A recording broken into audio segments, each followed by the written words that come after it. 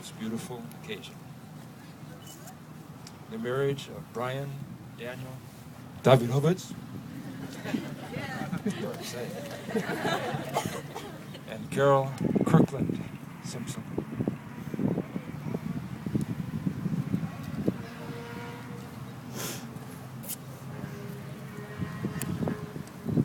Carol and Brian are so delighted that you could come on this day of all days to this place from whence they will soon depart for the first time together as husband and wife.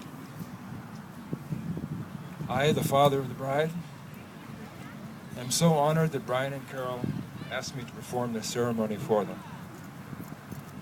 And I am very grateful that Brian's mother, Patty, is going to join me in the words that are spoken here today.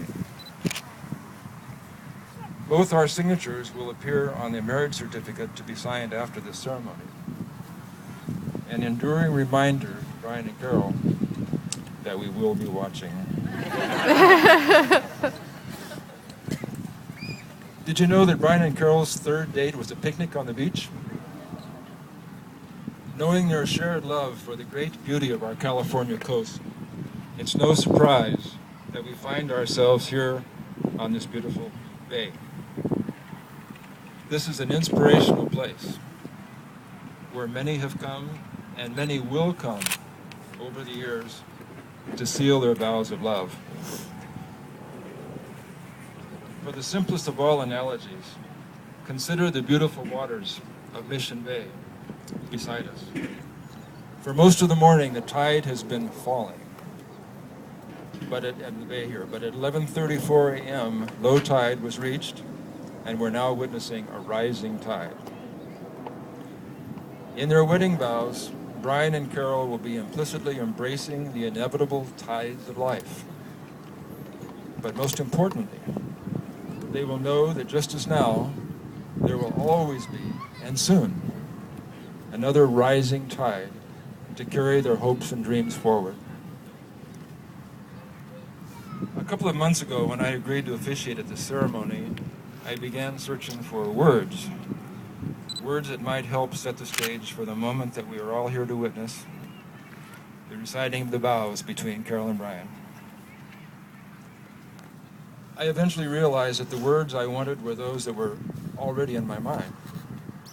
Words that come easily and naturally when I think of Carol and Brian. In my mind's eye, I picture them like this. Happiness. I remember the happiness in Carol's voice over the telephone 2 years ago when she told me that she had met someone who seemed really special.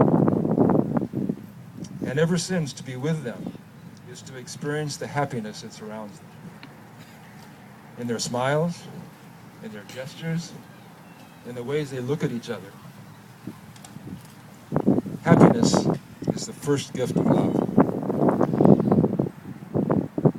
Idealism.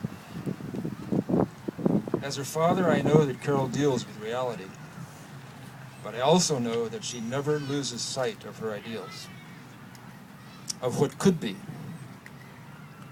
She's long had an interest in writing, and the poems and inspirational writings that she has shared within a close circle always seeks the better way, the human potential for triumphing over the trials of life.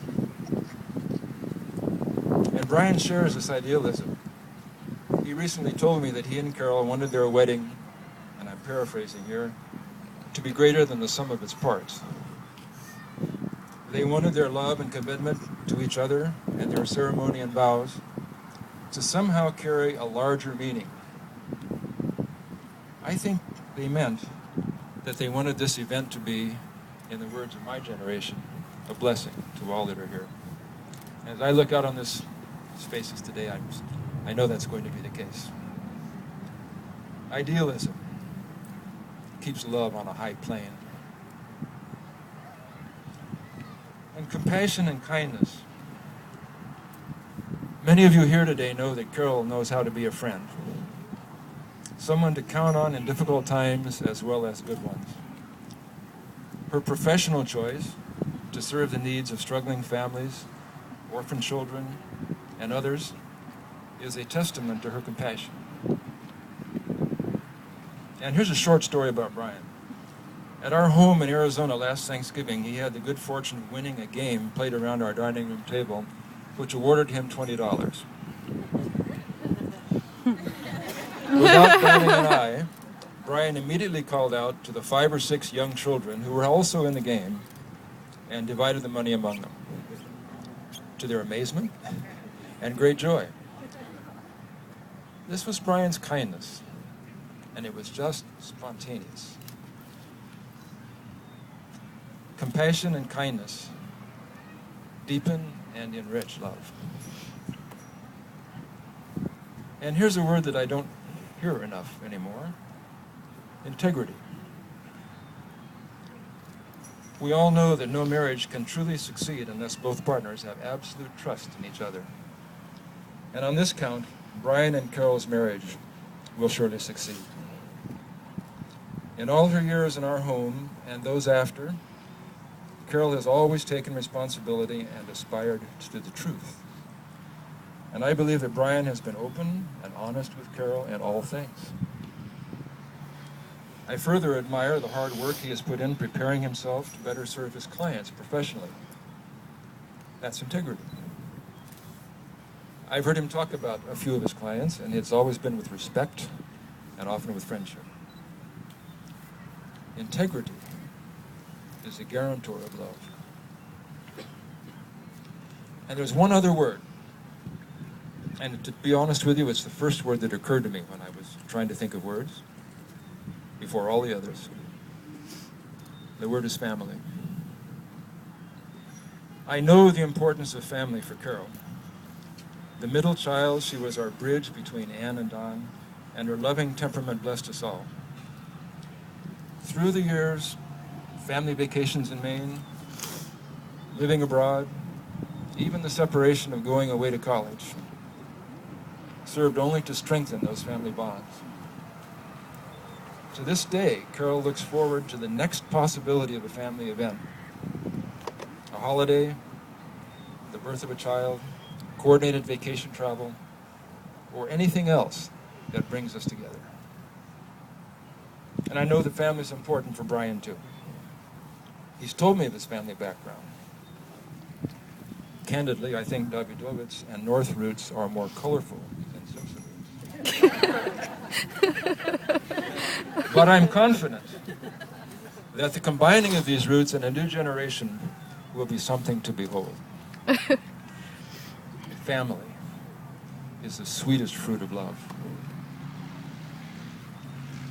So we stand here today. A new story is about to unfold as Brian and Carol join in marriage. Their story will be unique, and I look forward with great expectation and optimism as their future is wide open. They can soar as high as their wings will take them. They can go in any direction they choose. And their story, I believe, will be written around at least these words: happiness, idealism, compassion, integrity, and family. And now, a very special moment as Brian's mother reads a passage selected by Brian and Carol for this time and for all time. Patty?